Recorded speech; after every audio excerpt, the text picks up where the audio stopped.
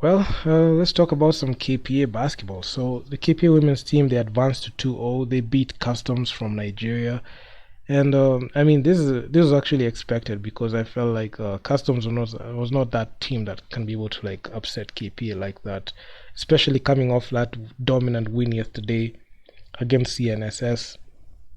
I was expecting KPA to just come out swinging, and they did, and they led in rebounds, led in field goal percentage. They didn't shoot the greatest, especially when it came to three, because they shot like 39% from the field, but on 2 point field goals they're just able to like just get those shots up. But one stat that was actually quite incredible that I liked was points in the paint, because they're just able to like just get inside. And one thing that I've seen um, happen, especially when a team just has high volume scoring in the paint, is when that is taken away, like you have to find a way to be able to like knock down the three ball, which they are not able to do.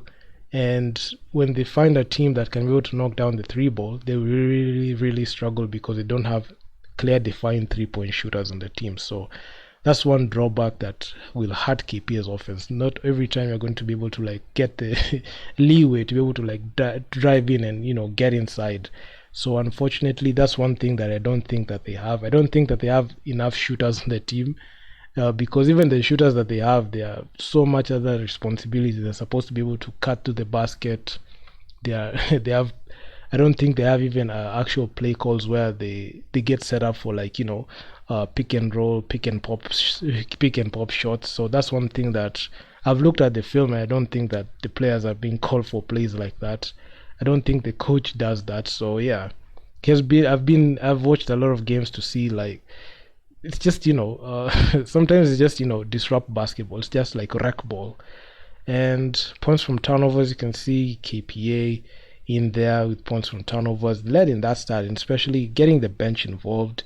And one stat that was actually quite glaring, even despite the win, I don't know why KPA cannot take care of the basketball. I've talked about the REG game against Equity in a previous video, and we saw a team that just knows how to take care of the damn basketball, and they know how to be able to like score efficiently. So that's one thing that I've not seen from KPA.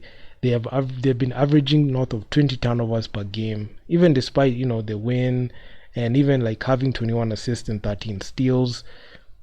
Still, like they can't be able to like take care of that basketball. They had four blocks and also fouls. That's one thing that really don't get it. I really don't understand why they have the need to like keep fouling a lot, and those fouls really cost the team as much. And heading into like even the box score, I was just expecting to see the usual suspects. I was expecting the usual suspects to be able to like pull up their performances. So, and you could see Victoria Reynolds. She played 32 minutes. She only had an 8 minute breather in this game. 21 points, 52% shooting from the field. So majority of the offensive load that KPA has, I feel like she's delegated that role, and majority of the time, the scoring production, the KPA team just feed the ball to her as many times as they can so that they can be able to score.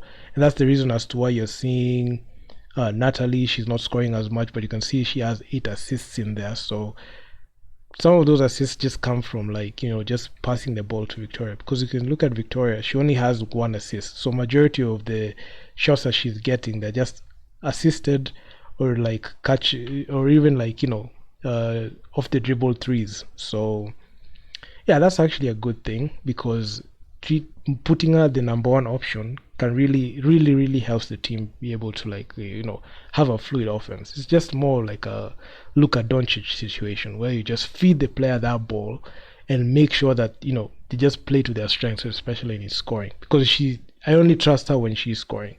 And also Medina just clearing up when the misses are there. She had 9 rebounds. She was one rebound shy from a double double. And man, and the other players. Oh, and also Antoine Bannister. She played 14 minutes, 12 points. She was 5 of 7 from the line and 3 of 7 from the field. And at least she made 1 3 out of 5 attempts, which was which was actually quite good. She sunk that three.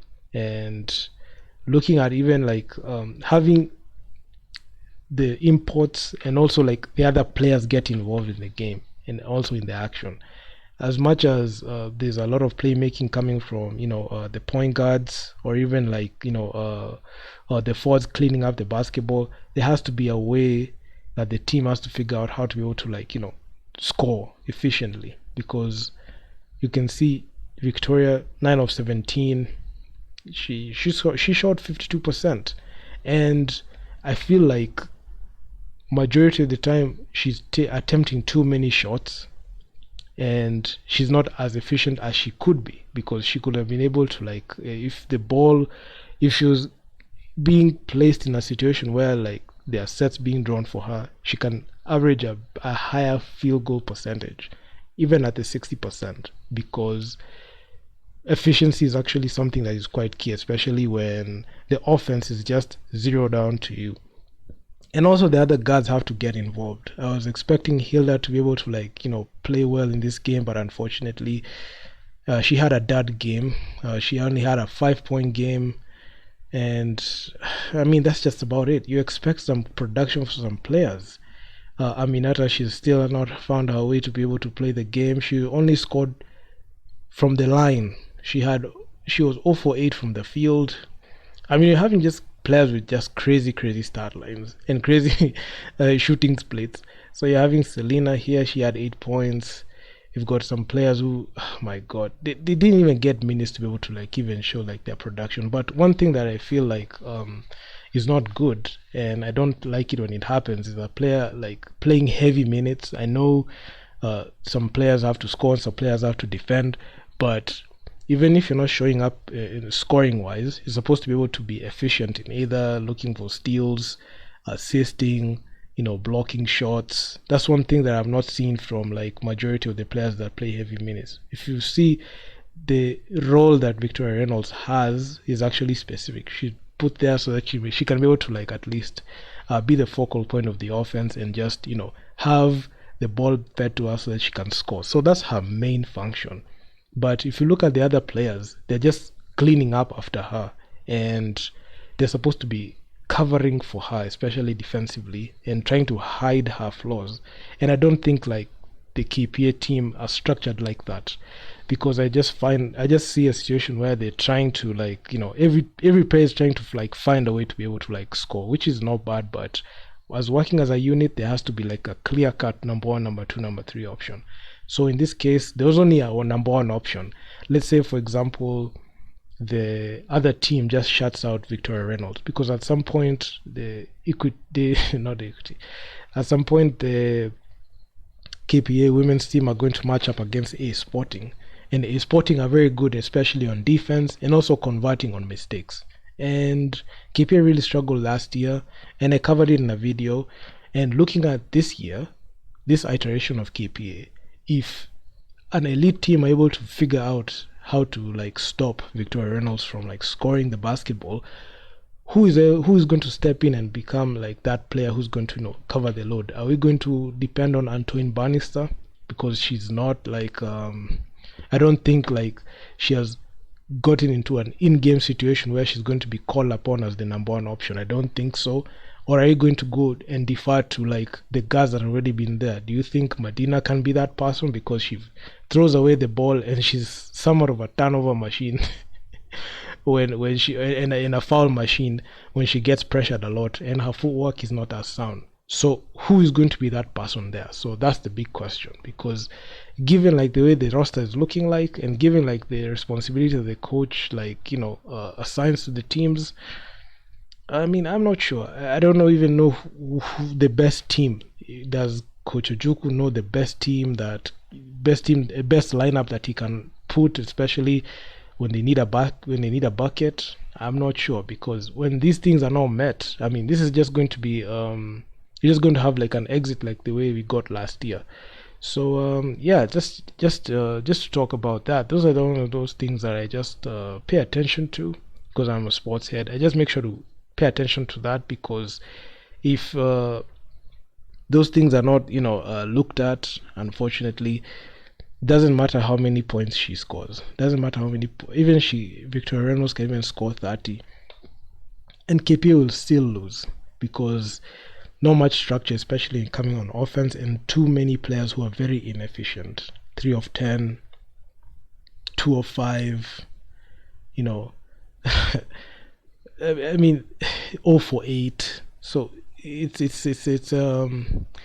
not good. Like, especially knocking down the three ball.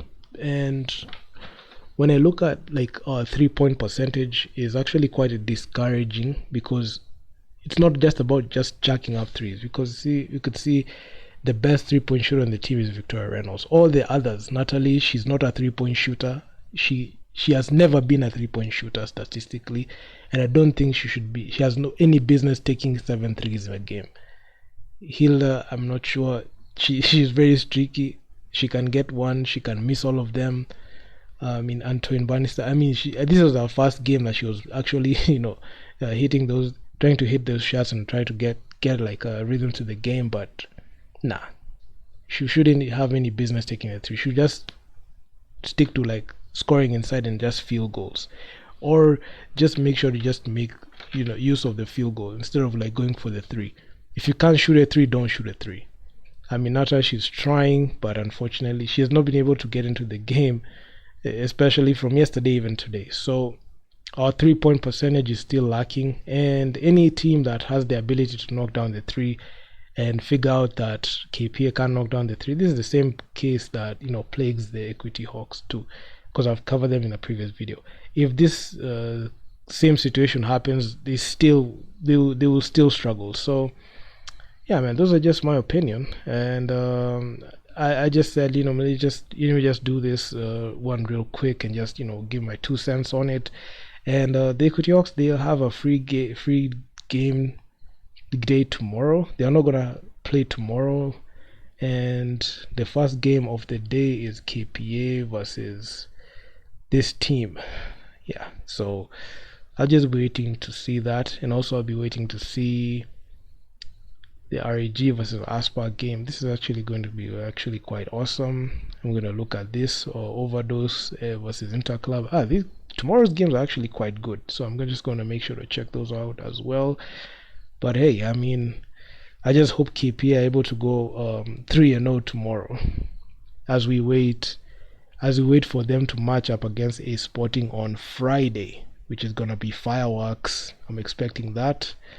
And yeah, man, without further ado, please be sure follow me on NBA Kenya if you're watching this on Instagram. If you're watching this on YouTube, please be sure subscribe to the channel, hit the bell so that you get notified when I post. And I'm out. Peace.